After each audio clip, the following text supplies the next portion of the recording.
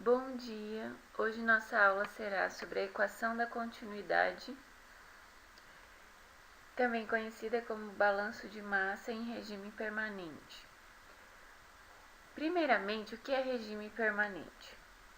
Quando um fluido escoa através de uma tubulação e tudo que entra pela tubulação sai no outro lado, a gente diz que o escoamento é permanente, ou seja, não tem variação do volume com o tempo, porque tudo que entra é igual a tudo que sai.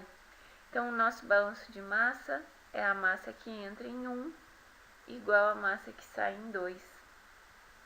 Quando o fluido é incompressível, a massa específica não varia. Por exemplo, a água é um líquido à temperatura ambiente e sua massa específica não varia com a pressão.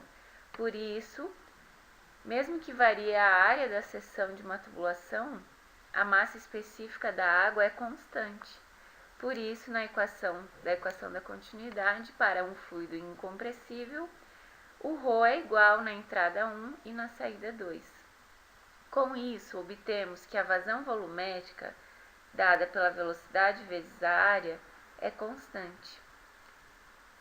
Chamamos a vazão volumétrica pela letra Q. No exercício 1, é possível interpretar a equação da continuidade para um fluido incompressível. A tubulação convergente é aquela em que as linhas de corrente se concentram na saída devido a uma restrição na área. A área da seção diminuiu de 10 cm² para 5 cm².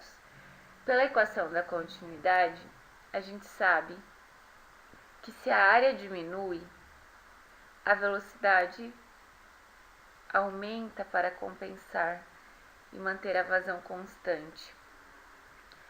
Nesse exercício, temos que calcular a vazão em volume, que a gente chamou de Q maiúsculo, e a velocidade na seção 2, na saída, sabendo que o fluido é incompressível, ou seja, a massa específica é constante.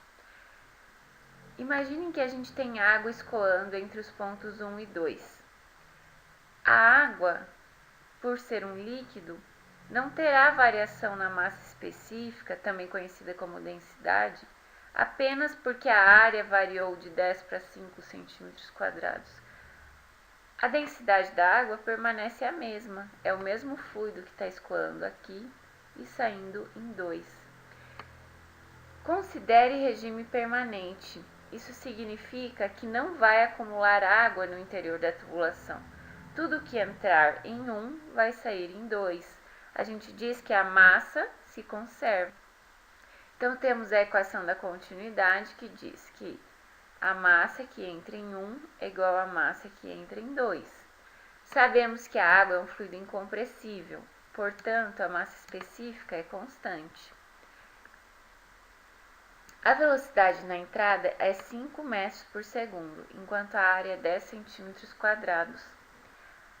A velocidade na saída é desconhecida, é o que queremos determinar, e a área diminuiu para 5 cm². Pela equação da continuidade, é visível que se a área diminui, a velocidade tem que aumentar para dar a mesma vazão que entrou na tubulação. Fazendo esse cálculo simples, encontramos que a velocidade na saída é 10 metros por segundo. O que isso significa?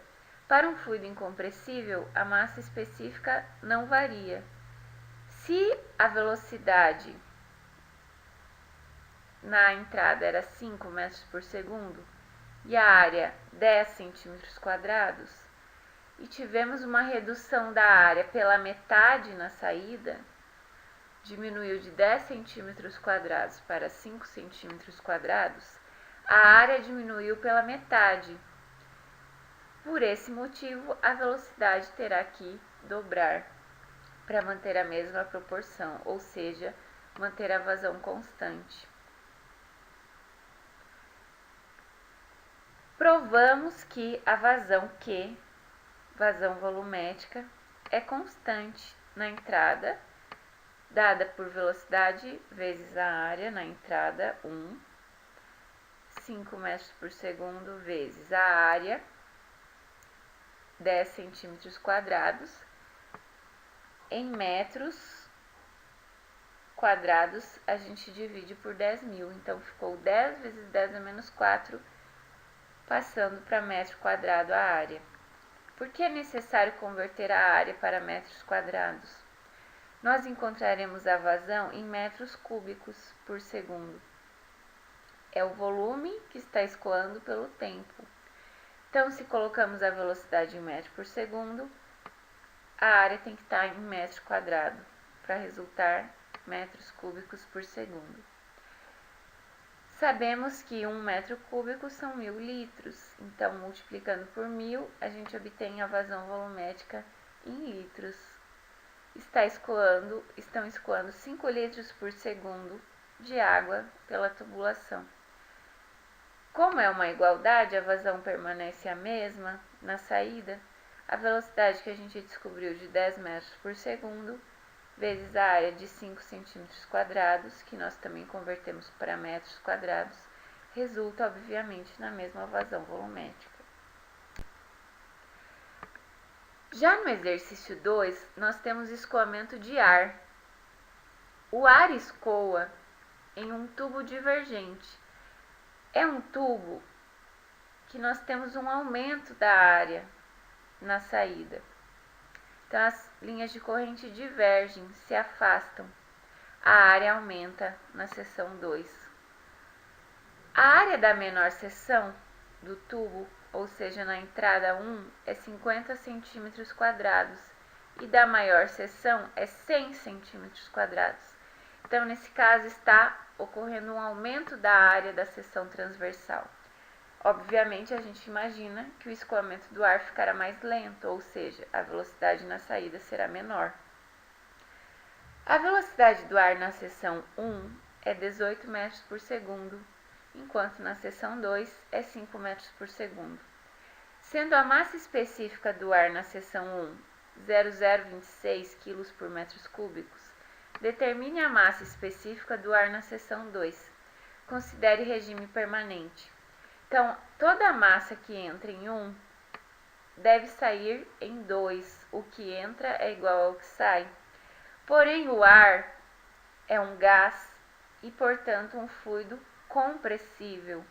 Se nós temos variação da área, obviamente a pressão é alterada, e isso afeta a massa específica do ar. Na entrada, a massa específica do ar era 0,026 e a velocidade de escoamento do ar 18 metros por segundo. Ele estava muito mais rápido. A área menor na entrada era de 50 centímetros quadrados. Para descobrir a massa específica na saída, multiplica-se o ρ na saída, que é desconhecido, pela velocidade na saída, que diminuiu para 5 metros por segundo, já que tivemos um aumento da área, que aumentou para 100 centímetros quadrados. Fazendo o cálculo, descobrimos que a massa específica é 0,0468 kg por metros cúbicos na saída. A massa específica aumentou na saída. Quer dizer que no mesmo espaço, em 1 metro cúbico, cabem mais moléculas de ar na seção 2, porque 0,0468 kg é maior que 0,026 kg por metro cúbico. Se cabem mais moléculas na seção 2, no mesmo metro cúbico, significa que a pressão aumenta na seção 2. A pressão é maior e por isso as moléculas estão mais próximas e cabem mais moléculas, cabe mais massa de ar no mesmo espaço de 1 metro cúbico. A pressão aumentou justamente devido à diminuição da velocidade. Uma energia deve compensar a outra, e isso aprenderemos na equação de Bernoulli na próxima aula. Espero vocês!